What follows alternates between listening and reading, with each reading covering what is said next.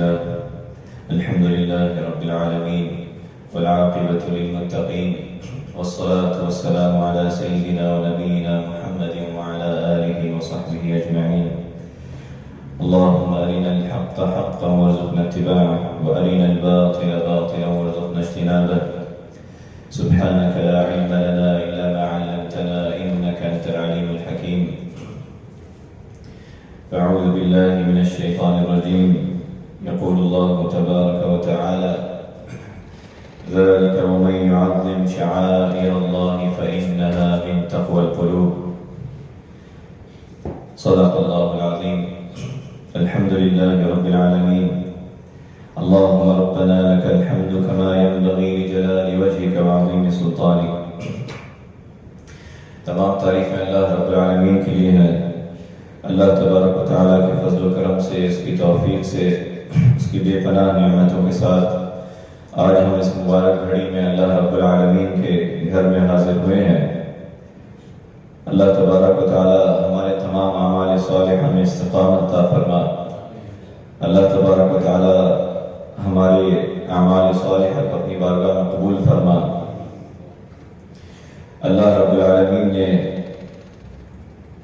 ہمیں یہ جو دن عطا فرمائے اور یہ مہینہ عطا فرمایا، ان ایام میں اور اس مہینے میں حجاج بیت اللہ الحرام، اللہ رب العالمین کے گھر کے مہمان حاجی جو حج کی طرف ارادہ کرتے ہیں، قصد کرتے ہیں، اللہ رب العالمین کے گھر کا زیارت کرنا، اس کے حج کی جو فرضیت ہے اس کو ادا کرنے کا ارادہ کرتے ہیں اور سفر کی تیاری کرتے ہیں. یہ مہینہ اور پچھلا مہینہ اور آنے والا مہینہ لوگ ان تینوں مہینوں میں حج کے سفر کے حوالے سے تیاری کرتے، اور اللہ رب العالمین کا یہ گھر جس کے بارے میں فرمایا وَهَذَا الْبَلَدِ الْأَمِينَ کہ یہ امن والا شہر ہے، یہ بلد امین ہے، اس کی طرف حاجی پوری دنیا سے سفر کر کے آتے اور نبی علیہ السلام کی اسوہ حسنہ کے مطابق اپنے مناسک کے حج ادا کرتے ہیں. اسی طرح اللہ رب العالمین نے دوسری جگہ فرمایا لا اقسم بهذا البلد کہ میں نہیں اس شہر کی قسم کھاتا ہوں. اور ابراہیم علیہ السلام کی دعا رب اجعل هذا بلدا آمنا. تو ان ایام میں ہم میں سے یا دیگر مسلمان جو حج کا ارادہ کرتے ہیں، وہ حج کی تیاری کرتے ہیں، وہ حج کے بارے میں احکام و مسائل سیکھتے ہیں، اور اللہ رب العالمین نے جن کا بلاوا لکھا ہے وہ اس کی طرف تیاری کرتے ہیں. جہاں وہ مکہ مکرمہ اور مدینہ منورہ میں وہ ایام گزارتے ہیں، یعنی مناسک حج جو ہے مکہ مکرمہ میں ادا کرتے ہیں، ابراہیم علیہ السلام کی سنت اور نبی علیہ السلام کی بتائے ہوئے طریقے کے مطابق وہ فریضہ حج ادا کرتے ہیں. تو وہ بندہ مومن، وہ حاجی، اس کے لیے ضروری ہے کہ وہ حج میں جانے سے پہلے یا عمرے میں جانے سے پہلے ان مقامات کی اہمیت و فضیلت ضرور جانیں کہ اللہ رب العالمین کا یہ گھر بلد امین جس کے بارے میں فرمایا وَهَذَا الْبَلَدِ الْأَمِينَ، اس کی حرمت، اس کی عظمت و مقام کیا ہے، اور نبی علیہ السلام کی مدینہ طیبہ کی عظمت و مقام کیا ہے کہ جس کے بارے میں اللہ رب العالمین نے قسم کھائی ہے. اور وہ خوش نصیب لوگ ہیں جن کا بلاوا آیا، وہ اس تیاری میں لگے ہیں. فرمایا آپ علیہ السلام نے مکہ مکرمہ کی عظمت، اس کی اہمیت کے بارے میں، اس سے محبت کے بارے میں فرمایا کہ اللہ کی قسم تم اللہ کی بہترین اور اس کو سب سے محبوب زمین ہو، یہ مکہ مکرمہ، مکہ معظمہ. اور فرمایا اگر مجھے تجھ سے نکالا نہ جاتا تو میں تمہیں کبھی نہ چھوڑتا. یہ آپ علیہ السلام کو بھی محبوب اور اللہ رب العالمین کو بھی محبوب جگہ مکہ مکرمہ. پھر ایک اور موقع پہ آپ علیہ السلام نے فرمایا کہ تو کتنا اچھا شہر ہے اور مجھے کتنا محبوب ہے، اور اگر میری قوم مجھے یہاں سے تجھ سے نہ چھوڑنے پر مجبور کرتی تو میں تیرے علاوہ کسی اور زمین پر اختیار نہ کرتا رہنا. تو یہ نبی علیہ السلام کی محبت اور حضرت ابراہیم علیہ السلام کی دعا جو اللہ رب العالمین نے ذکر کی قرآن مجید میں، وَإِذْ قَالَ إِبْرَاهِيمُ رَبِّ اجْعَلْ هَٰذَا الْبَلَدَ آمِنًا وَاجْنُبْنِي وَبَنِيَّ أَن نَّعْبُدَ الْأَصْنَامَ، کہ انہوں نے دعا کی رب اجعل هذا بلدا آمنا، هذا البلد آمنا، اے میرے رب اس شہر کو، مکہ کو امن والا بنا دے، اور مجھ کو اور میری اولاد کو بھی بچائے رکھنا، شرک سے، بتوں کی پوجا کرنے سے بچائے رکھنا۔ وَبَنِيَّ أَن نَّعْبُدَ الْأَصْنَامَ، پھر اس کے بعد ان کے دیگر دعاؤں کا ذکر آتا ہے جس میں وہ اللہ رب العالمین سے دعا کرتے ہیں۔ ان کی وہ دعا جب وہ خانہ کعبہ کی تعبیر کرتے ہیں اس کا ذکر آتا ہے، وہ اللہ رب العالمین سے فرماتے ہیں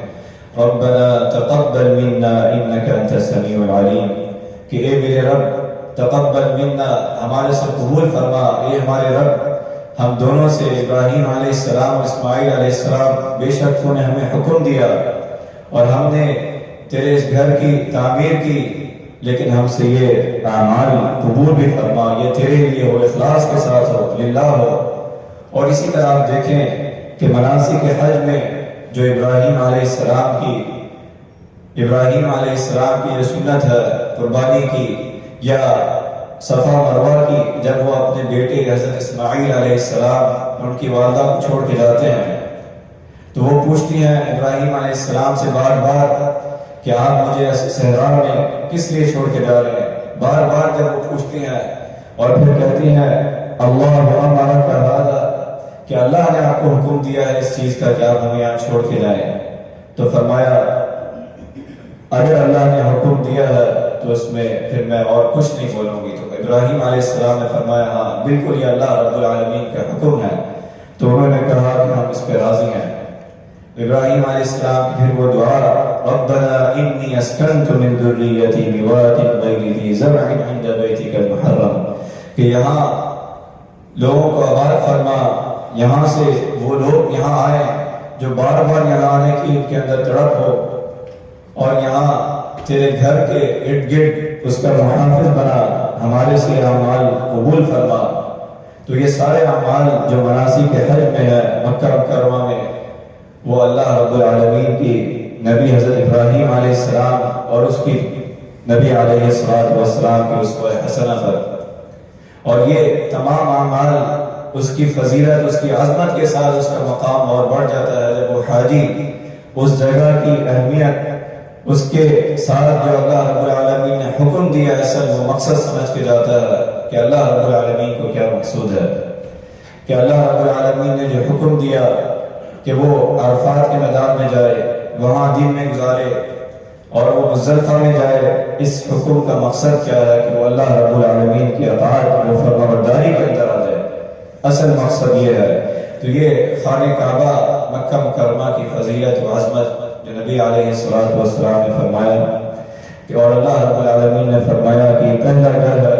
جو لوگوں کے لیے تعمیر کیا گیا، وہی ہے جو مکہ میں واقع ہے، اور فرمایا اس میں کھلی نشانیاں ہیں، یہ برکت والا گھر ہے۔ وَإِذْ إِنَّ أَوَّلَ بَيْتٍ وُضِعَ لِلنَّاسِ لَلَّذِي بِبَكَّةَ مُبَارَكًا وَهُدًى لِّلْعَالَمِينَ، اور تیسری یہ کہ تمام جہانوں والوں کے لیے یہ مرکز ہدایت ہے، یہ امن والا گھر ہے، اور پھر فرمایا اس میں کھلی نشانیاں ہیں، جو ماء زمزم کی نشانی ہے، جو صفا مروہ کی نشانی ہے، جو قیامت تک یہ حج جو کرے گا، جو عمرہ کرے گا، وہ اسی طرح عمرے کے اسی طرح وہ ادا کرے گا مناسک کہ وہ صفا مروہ میں 7 چکر لگائے گا۔ تو یہ اللہ رب العالمین کی نشانیاں ہیں، اور پھر فرمایا کہ یہ امن والا گھر ہے، جو اللہ رب العالمین کے ابراہیم علیہ السلام نے دعا کی قیامت تک کہ یہاں رہنے والوں کو امن عطا فرما۔ یہ صحرا جو تھا اس میں دعا کی کہ یہاں پھل عطا فرما، اس میں برکت عطا فرما، اور نبی کریم صلی اللہ علیہ وسلم نے فرمایا مکہ مکرمہ کی اہمیت و فضیلت کے بارے میں، بے شک اس شہر کو اللہ رب العالمین نے اس دن سے حرمت والا قرار دیا جب سے اس نے آسمانوں اور زمین کو پیدا کیا، اور وہ قیامت تک اللہ تعالیٰ کی حرمت کے ساتھ حرمت والا ہی رہے گا۔ تو اس کی حرمت، اس میں قتال کا منع کیا گیا، اور اس میں ہر طرح کی شکار کو منع کیا گیا مکہ مکرمہ میں، اور ہر طرح کی لڑائی جھگڑے کو امن والا شہر مکہ مکرمہ کو قرار دیا گیا۔ اور اسی طرح اس شہر میں اللہ رب العالمین کے گھر خانہ کعبہ، اس کی طواف کی فضیلت و اہمیت کے بارے میں فرمایا کہ ہر قدم پر 10 نیکیاں لکھی جاتی ہیں اور 10 گناہ مٹا دیے جاتے ہیں، اس کے درجات بلند کیے جاتے ہیں۔ یہ اللہ رب العالمین کا گھر خانہ کعبہ، اس کی اہمیت و فضیلت، طواف کی جو ہے 7 چکر، اس کے اللہ رب العالمین کے ہاں بہت بڑا مقام و مرتبہ ہے۔ اس میں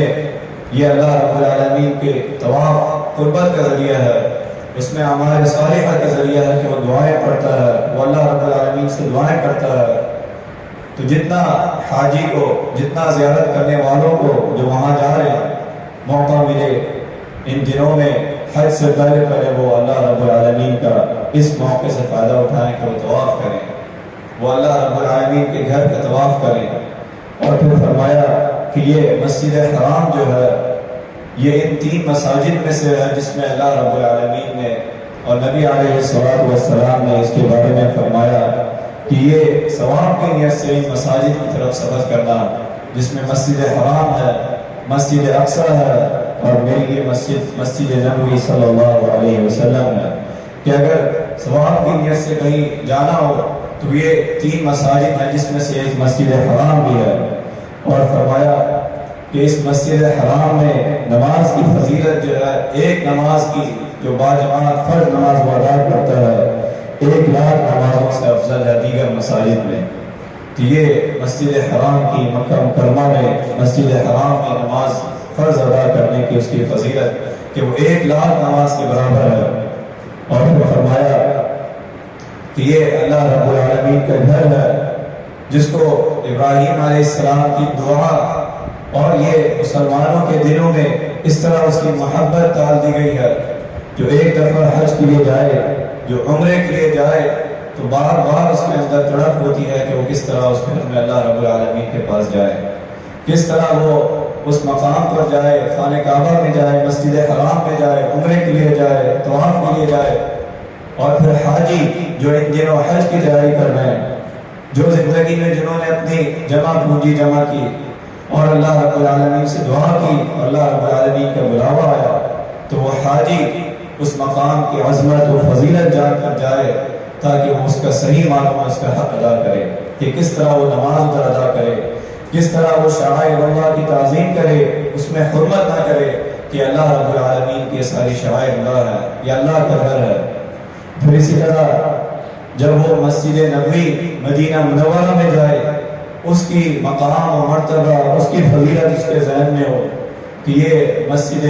نبوی اور نبی کریم صلی اللہ علیہ وسلم کی مدینہ منورہ،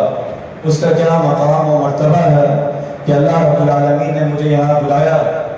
اللہ رب العالمین نے مجھے موقع دیا، میں ان سعادت مند لوگوں میں سے ہوں جس کا بلاوا اس سال حج میں آیا، اور میں اللہ رب العالمین کے نبی علیہ السلام کے اس شہر مدینہ منورہ میں زیارت کے لیے آیا ہوں، مسجد نبوی میں آیا ہوں۔ اس کی فضیلت، اس کی اہمیت اس کے ذہن میں ہو کہ فرمایا کہ ان اللہ تعالی سمى المدینہ طیبہ، کہ بے شک اللہ رب العالمین نے مدینہ کا نام طیبہ رکھا، مدینہ طیبہ بھی رکھا، کہ جو آپ علیہ السلام نے فرمایا کہ بے شک وہ مدینہ منورہ طیبہ ہے، یعنی پاک ہے، اور وہ ناپاک کو اس طرح الگ کر دے گا، چھانٹ دے گا، جیسا کہ بھٹی چاندی کو زنگ کو چھانٹ دیتی ہے، وہ ناپاک لوگوں کو اس طرح اپنے اس شہر سے، اس جگہ سے الگ کر دے گا۔ یہ پاک جگہ ہے مدینہ منورہ، اور یہ صحابہ کرام رضی اللہ عنہم اجمعین، مہاجرین و انصار کے بھائی چارہ، ان کے اخوت محبت کا عظیم درسگاہ ہے مدینہ منورہ۔ نبی کریم صلی اللہ علیہ وسلم جب مدینہ منورہ ہجرت کر کے گئے، آپ علیہ السلام جب مدینہ منورہ گئے تو حضرت عائشہ رضی اللہ عنہ فرماتی ہیں کہ وہاں ایک دفعہ وبا پھیلی ہوئی تھی جس میں حضرت ابو بکر، حضرت بلال رضی اللہ عنہ بیمار ہو گئے اور دیگر صحابہ، تو آپ صلی اللہ علیہ وسلم نے دعا فرمائی یہ اللہ ہمارے دلوں میں مدینہ کی محبت ڈال دے جیسا کہ ہم مکہ سے محبت کرتے ہیں، بلکہ اس سے بھی زیادہ۔ اور فرمایا ہمارے ارد گرد یعنی ہمارے سا اور ملک میں برکت عطا فرما، مدینہ منورہ کو برکت والا اور صحت والا مقام بنا، برکت عطا فرما، یہاں کے رہنے والوں کو برکت عطا فرما۔ آپس میں آپ علیہ السلام نے انصار مدینہ مہاجرین اور انصار کی جو محبت کی مثال قائم کی، وہ وہاں جا کے اس کی یاد تازہ ہوتی ہے۔ اور وہ جب حاجی واپس آتا ہے مدینہ منورہ سے، وہ حج ادا کر کے واپس آتا ہے، تو اس کے ذہن میں حقیقی معنوں میں اس کی زندگی میں تبدیلی آنی چاہیے، جو نبی علیہ السلام کی اسوہ حسنہ حقیقی معنوں میں عمل اس کی زندگی میں آنا چاہیے، جو حج کا مقصد ہے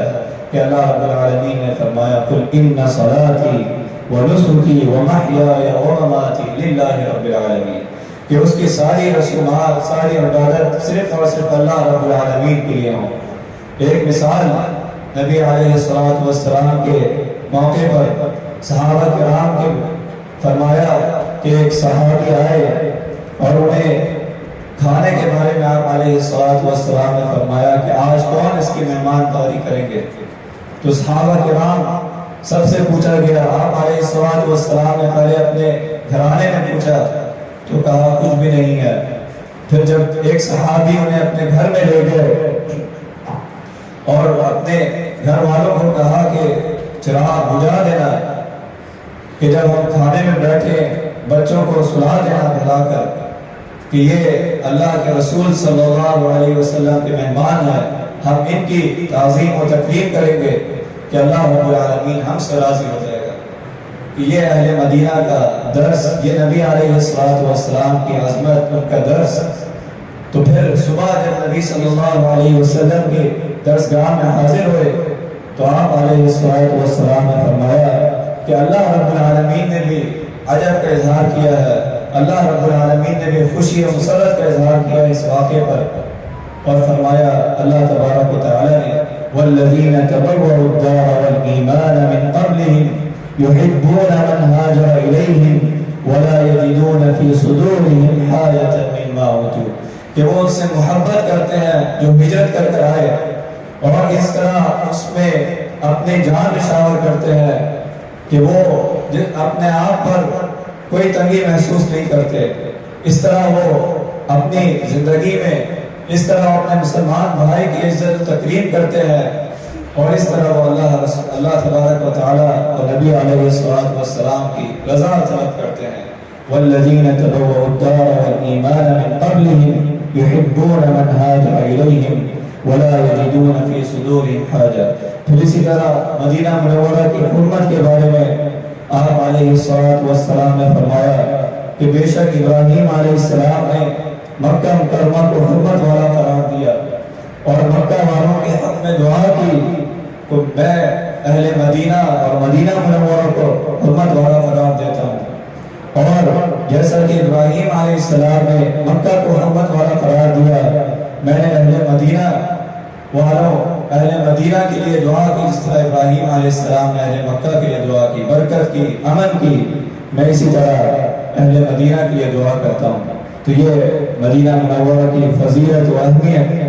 پھر اسی طرح آپ علیہ السلام نے دعا کی کہ اے اللہ مدینہ منورہ میں مکہ مکرمہ کی طرح یہ اس سے زیادہ برکت عطا فرما، دگنی برکت عطا فرما، اور پھر فرمایا ہمارے مدینہ میں برکت دے، ہمارے گھروں میں برکت دے، یہاں رہنے والوں کو امن عطا فرما۔ تو یہ مدینہ نبی علیہ السلام کی، یہ نبی علیہ السلام کی ہجرت کے بعد سکن، نبی علیہ السلام کے آخری علمدار، آپ کے صحابہ کرام رضوان اللہ علیہ اجمعین کی درسگاہ، اس سے محبت، اس سے لگاؤ ایمان کا حصہ ہے۔ تو حاجی جب جاتے ہیں حج کے لیے تو اس مکہ مکرمہ اور مدینہ منورہ کی فضیلت و اہمیت، اس کا مقام و مرتبہ ان کے ذہن میں ہو۔ پھر فرمایا کہ مدینہ منورہ میں اگر کسی کی موت آ جائے یا صحیح وہاں موت کا طلبگار ہو تو نبی علیہ السلام نے فرمایا کہ اگر اس کے پاس کھانے کو بھی کچھ نہ ہو پھر بھی وہ اگر قیام پذیر ہو تو اللہ تبارک و تعالیٰ کہ قیامت کے روز جو ہے میں خصوصی شفاعت نصیب ہوگی میری کہ جس کی موت مدینہ منورہ میں آئی. اسی وجہ سے حضرت عمر رضی اللہ عنہ یہ دعا فرماتے کہ اللہم ارزقنی شہادۃ فی سبیلک واجعل موتی فی بلد رسولک صلی اللہ علیہ وسلم، کہ اللہ مجھے اپنے راستے میں شہادت نصیب فرما، شہادت کی موت عطا فرما، اور مجھے اپنے رسول صلی اللہ علیہ وسلم کی شہادت میں موت عطا فرما. اللہم ارزقنی شہادۃ فی سبیلک واجعل موتی فی بلد رسولک صلی اللہ علیہ وسلم. اسی طرح مدینہ منورہ کی فضیلت و اہمیت کے بارے میں فرمایا بے شک ایمان مدینہ منورہ کی طرف سپر جائے گا جیسا کہ ایک سانپ اپنے بل کے اندر چلا جاتا ہے. یعنی ایمان والے، اخلاص والے، اطاعت و فرمانبرداری والے وہ صرف مدینہ منورہ میں رہیں گے. اسی طرح آپ علیہ الصلوۃ والسلام نے فرمایا کہ یہ مدینہ منورہ جھوٹوں اور دجال سے پاک رہے گا. یہاں دجال نہیں آئے گا بلکہ منافق، مشرک، کافر، وہ نفاق کرنے والے وہ یہاں سے چلے جائیں گے، وہ یہاں سے الگ ہو جائیں گے، اور صرف وہی مخلص اہل ایمان رہیں گے جو اللہ رب العالمین کو اخلاص کے ساتھ مانتے، اس کی اطاعت و فرمانبرداری کرتے ہیں. اسی طرح آپ علیہ الصلوۃ والسلام نے مدینہ منورہ کی فضیلت و اہمیت کے بارے میں، وہاں کی کھجور کی اہمیت کے بارے میں، اس کی فضیلت کے بارے میں فرمایا کہ جو آدمی صبح کے وقت یہ 2 سیاہ پتھروں والے میدان کے درمیان یہ کھجوریں 7 عدد کھجوریں کھا لے، اسے شام ہونے تک کوئی زیادہ نقصان نہیں پہنچا سکتا. اسی طرح ایک اور حدیث میں آیا کہ یہ جو شخص صبح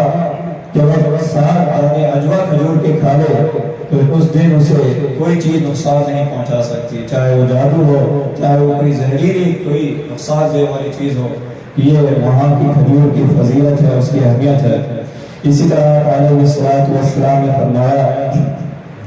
لا يدخل المدینہ رهب المسیح الدجال، کہ مسیح الدجال کا روح مدینہ منورہ میں داخل نہیں ہوگا، اور اس دن اس کے 7 دروازے ہوں گے، اور ہر دروازے پر 2 فرشتے نگرانی کر رہے ہوں گے کہ وہاں اہل ایمان، خالص اخلاص والے اہل ایمان رہ جائیں گے، اور وہاں نہ طاعون آئے گا نہ وہ دجال آئے گا، جس کے بارے میں آپ علیہ الصلوۃ والسلام امت کو بار بار اس کے فتنے سے محفوظ رکھتے ہیں، اپنے آپ کو ایمان اور اطاعت پر جمائے رکھنے کی اللہ آپ علیہ الصلوۃ والسلام نے تاکید فرمائی. اسی طرح مسجد نبوی کی فضیلت و اہمیت کے بارے میں فرمایا